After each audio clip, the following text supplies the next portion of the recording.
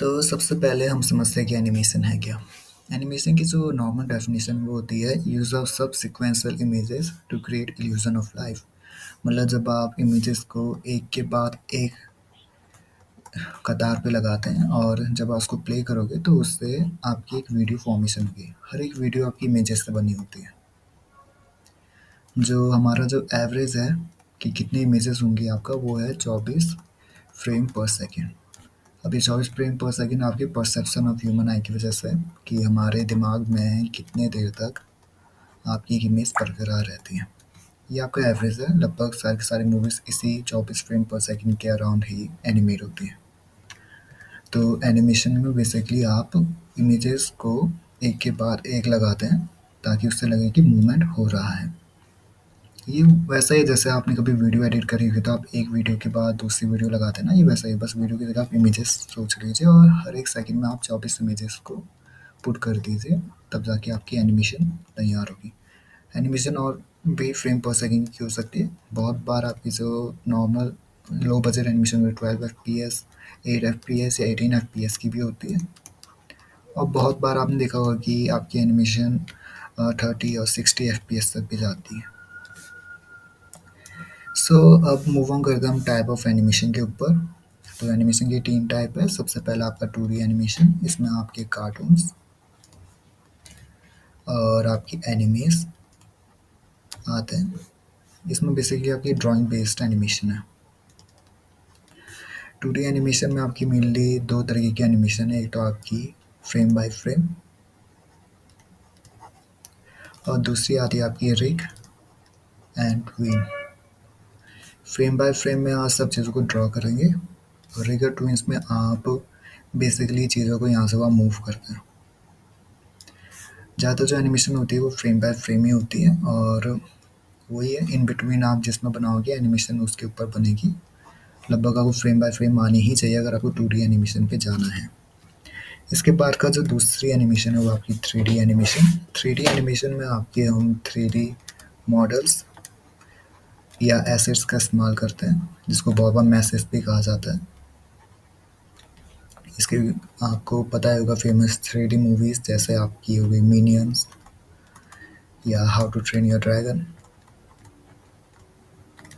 और इसका जो सबसे बड़ा फील्ड है एनिमेशन के बाद वो आपका CGI और VFX में भी है, क्योंकि वहाँ ये 3D एनिमेटेड एसेट्स का इस्तेमाल बहुत ज़्यादा होता है और गेमिंग इंडस्ट्री में भी बहुत ज़्यादा इसका इस्तेमाल होता है। और जो तीसरा है वो आपका स्टॉप मोशन। स्टॉप मोशन में बेसिकली आप रियल लाइफ ऑब्जेक्ट, मतलब जिन चीज़ों को हम छू सकते हैं उनके मूवमेंट से हम उनको हम मूव करते हैं और उसकी हम फ़ोटो खींचते हैं और उसके बाद उसको आप सॉफ्टवेयर में डाल के उसकी आप वीडियो बनाते हैं। सॉफ्टवेयर से उसकी वीडियो बनती है। इसमें आपने स्टॉप मोशन में बहुत सारे देखे होंगे, जैसे आपकी सॉन द शिप, ये आपकी स्टॉप मोशन है। और आपका एक पहले ऐड चलता था चुन्नी मुन्नी मुन्नी लाल, वो भी आपका स्टॉप मोशन पे बना है। तो स्टॉप मोशन में आपकी होती है क्ले मोशन, पेपर कट और आपकी आजकल लेगो बेस भी बहुत ज़्यादा फेमस हो रही है और आपकी पपेट। पपेट का सबसे बड़ा एग्जांपल आपका गली गली सिम सिम है। ये पूरी की पूरी पपेट एनिमेशन और रियल लाइफ कैमरा ऑब्जेक्ट्स के ऊपर बना था। Now moving on to the principles of animation. अब आपको रियल लाइफ मूवमेंट्स तो करने हैं, पर रियल लाइफ मूवमेंट्स आपके लिए कुछ रूल्स और रेगुलेशंस होंगे जिसको फॉलो करके, मतलब कि हर कोई कर सकता है, तो उसी के लिए प्रिंसिपल्स ऑफ एनिमेशंस बने थे। ये बेसिकली आपके बार प्रिंसिपल हैं। इसको दिया था आपके ऑली जॉनस्टन और फ्रैंक थॉमस ने 1981 में। ये दोनों डिज्नी के एनिमेटर थे। डिज्नी आपको पता ही होगा इस वक्त डिज्नी प्राइम पे था और ये बहुत ज़्यादा 2D एनिमेटेड मूवीज़ बना रहा था लेट 90s के वक्त। और जो इनकी जो बुक थी उसका नाम था द इल्यूजन ऑफ लाइफ। तो मतलब वही एनिमेशन मूवमेंट का इल्यूजन करना, इल्यूजन ऑफ लाइफ, तब इन्होंने नाम रखा था। ये जो बार प्रिंसिपल है ये है सबसे पहला आपका स्क्वाश एंड स्ट्रेच, मतलब चीज़ों को दबाना या चीज़ों को खींचना। ये आपके फोर्स को दिखाता है कि फोर्स किस दिशा में लग रहा है और कैसे लग रहा है। ये जो दब रहा है तो ऊपर से फोर्स लग रहा नहीं, या फिर फोर्स नीचे कोई सॉलिड ऑब्जेक्ट हो गया और उसका फोर्स डिस्पर्स हो रहा है, या ये ऊपर जा रहा है तो ग्रेविटी इसकी नीचे तरफ फोर्स लगा रही है, या नीचे आ रहा तो ग्रेविटी इसको और ज़्यादा खींच रही है अपनी तरफ। जो दूसरा है वो है एंटिसिपेशन। एंटिसिपेशन का जो सबसे कॉमन एग्जांपल है टॉम एंड जेरी, या फिर कोई भी कार्टून में आपने देखा होगा कि कभी भी अगर किसी बिल्ली या टॉम को भागना होता है तो वो अपने पाँव को पहले घुमाता है, सीधे भागता नहीं है। मतलब वो दिखा रहा है कि वो भागने वाला है, तो इसको एंटिसिपेशन कहा जाता है। अब जो तीसरा है वो है स्टेजिंग। स्टेजिंग आपका बेसिकली होता है कि आपको किस चीज़ पे फोकस करना है। एनिमेशन का एक कॉमन सा रूल है कि आपको मेजर चीज़ों पे फोकस करना है बस, और हर एक चीज़ पे फोकस नहीं करना है, क्योंकि अगर आपने हर चीज़ पे फोकस किया तो एनिमेशन पे बहुत ज़्यादा टाइम लगेगा और रिसोर्सेज भी उतने ज़्यादा ही लगेंगे। तो आपको पहले डिटरमाइन करना है कि फोकस क्या होगा। फोकस आपके हमेशा कैरेक्टर्स और इन्वायरमेंट जिसके साथ वो कैरेक्टर इंटरेक्ट करेगा। चौथा हो गया आपका टाइमिंग एंड स्पेसिंग, कि बेसिकली आपके एनिमेशन के स्पीड को दिखाते हैं।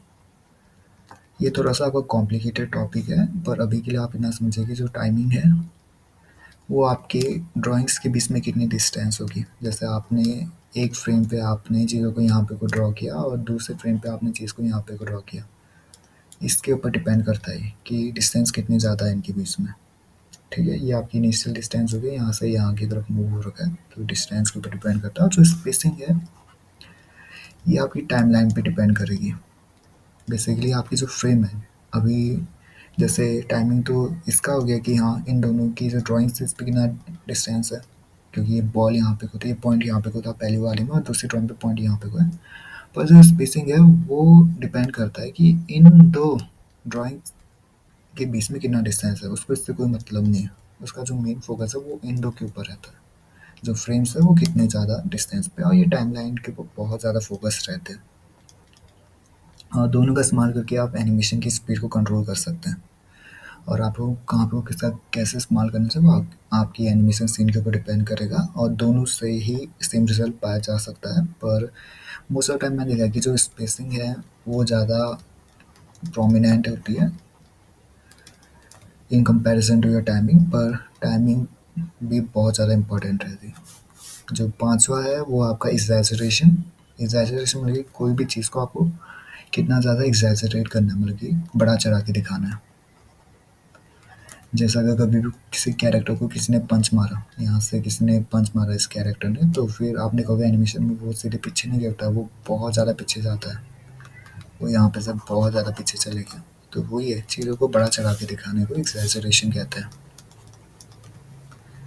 अब छठा है आपका follow follow through. Follow through का जो मतलब होता है वो होता है कि जैसे आपने आपका कैरेक्टर ऊपर की तरफ जा रहा है तो उसके साथ उसके बॉडी पार्ट्स भी ऊपर की तरफ जाएंगे, खाली खाली उसके ऊपर की बॉडी तो नहीं जाएगी, पूरी बॉडी पार्ट ऊपर की तरफ जाएगी। तो उसका मतलब फॉलो थ्रू का मतलब होता है कि कभी भी जो मेन एक्शन हो रहा है उसके साथ जो चीज़ें अटैच है उसमें भी एक्शन होना चाहिए। इसका कॉमन एग्जांपल आपके बाल हो गए। हम देखा होगा कि बाल जब भी कोई कैरेक्टर भागता है तो उसके बाल भी उसके साथ मूव करते हैं, तो ये आपको फॉलो थ्रू, फॉलो थ्रू के बहुत बार ओवरलैपिंग एक्शन के साथ में दिखाया जाता है या रिप्रेजेंट किया जाता है। फिर जो सातवां है वो आपका pose and pose and straight है। पोज और पोज आपका बेसिकली अगर आपको पता है कि आपकी स्टोरी में क्या होने वाला है, और आपको पता है कि आपको सीन कैसे दिखाना है, जैसे कि आपका कैरेक्टर पहले सीन पे यहाँ होगा, दूसरे सीन पे कैरेक्टर को यहाँ होना है, और आपको पता है कि इतने ही टाइमलाइन पे पूरा का पूरा हमें सीन करना है, तो पोज एंड पोज उसके लिए बहुत ज़्यादा सही है।